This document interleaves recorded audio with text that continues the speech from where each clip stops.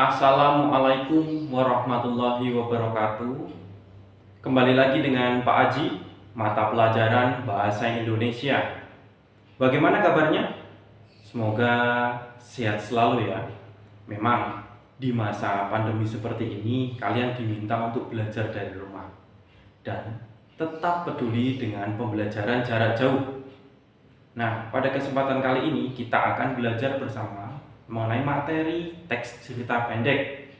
Tujuan dari pembelajaran kali ini, kalian bisa mengetahui dari definisi dari teks cerita pendek, kemudian mengetahui unsur-unsur pembangun teks cerita pendek, lalu dapat menyimpulkan unsur pembangun teks cerita pendek tersebut. Selanjutnya ada struktur dan kebahasaan dari teks cerita pendek. Dan pada akhir pembelajaran, kalian diminta untuk dapat membuat teks cerita pendek dengan kreatif dan inovatif. Nah, mari masuk kepada materi yang pertama, yaitu definisi pembedaan atau jenis dan ciri-ciri dari teks cerita pendek. Kita masuk kepada definisi.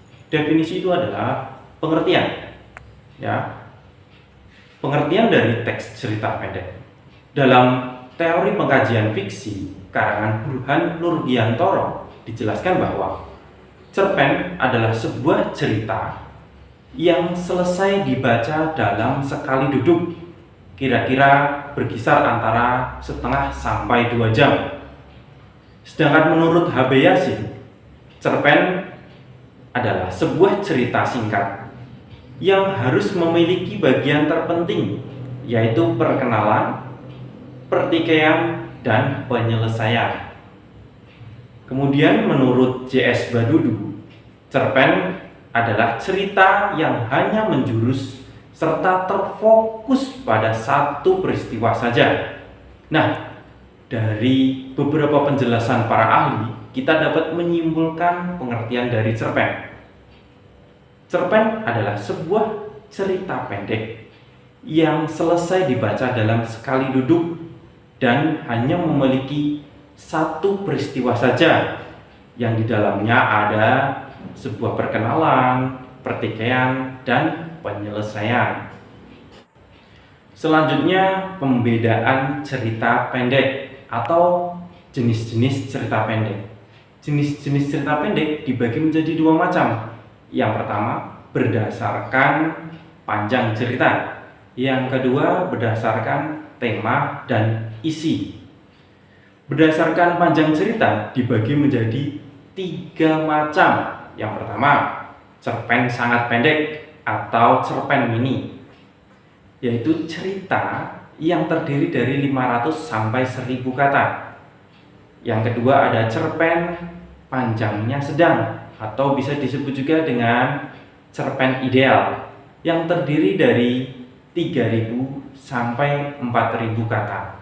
Kemudian yang ketiga ada cerpen panjang, yaitu cerita yang terdiri dari 4000 sampai 10000 kata. Kemudian jenis yang kedua, yaitu berdasarkan tema dan isi, dibagi menjadi 3 macam. Yang pertama, cerpen anak, yaitu yang berisi tentang cerita anak. Yang kedua, ada cerpen remaja, tentunya berisi tentang kisah-kisah remaja. Dan yang terakhir ada cerpen keluarga, yang berisi mengenai kisah keluarga. Kita masuk kepada ciri-ciri cerita pendek. Ciri-ciri cerita pendek yang pertama, panjang karangan lebih kurang 10 halaman, yaitu antara 500 sampai 10.000 kata. Yang kedua, habis dibaca sekali duduk antara setengah jam sampai 2 jam. Kemudian yang ketiga, hanya ada satu peristiwa yang menguasai jalannya cerita. Yang keempat, terdapat konflik, tetapi tidak mengubah nasib dari pelaku. Yang kelima, yaitu perwatakan tokoh dilukiskan secara singkat. Ya, Unsur-unsur pembangun teks cerita pendek. Unsur-unsur pembangunnya dibagi menjadi dua macam. Ada unsur intrinsik dan ada unsur ekstrinsik. Unsur intrinsik adalah unsur yang membangun teks cerita pendek tersebut dari dalam. Yang pertama ada tema. Tema tentunya adalah sebuah ide dari cerita tersebut. Yang kedua ada latar. Latar dibagi menjadi tiga macam. Ada latar tempat, latar waktu, dan latar suasana. Yang ketiga ada tokoh dan penokohan. Tokoh adalah pemain yang ada pada cerita tersebut, sedangkan penokohan adalah watak dari tokoh tersebut. Yang keempat ada sudut pandang. Sudut pandang adalah posisi pengarang pada cerpen tersebut. Kemudian ada alur.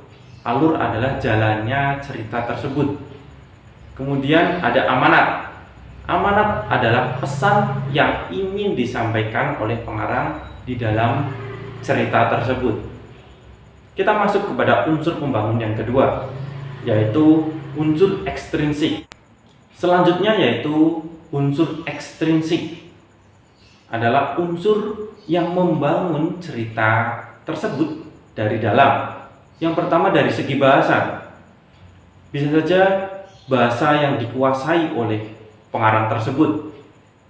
Bisa dari bahasa daerah atau bahasa asing yang dikuasai oleh pengarang. Kemudian yang kedua yaitu ada latar belakang pengarang.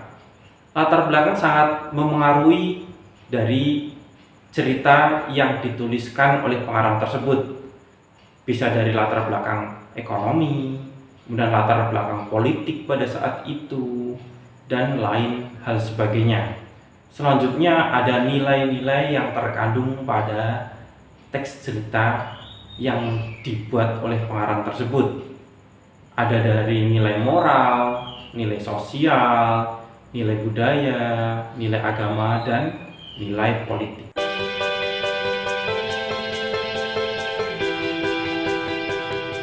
Cukup sekian materi yang Pak Aji sampaikan. Pada kesempatan selanjutnya kita akan belajar mengenai struktur dan kebahasaan teks cerita pendek. Cukup sekian. Wassalamualaikum warahmatullahi wabarakatuh.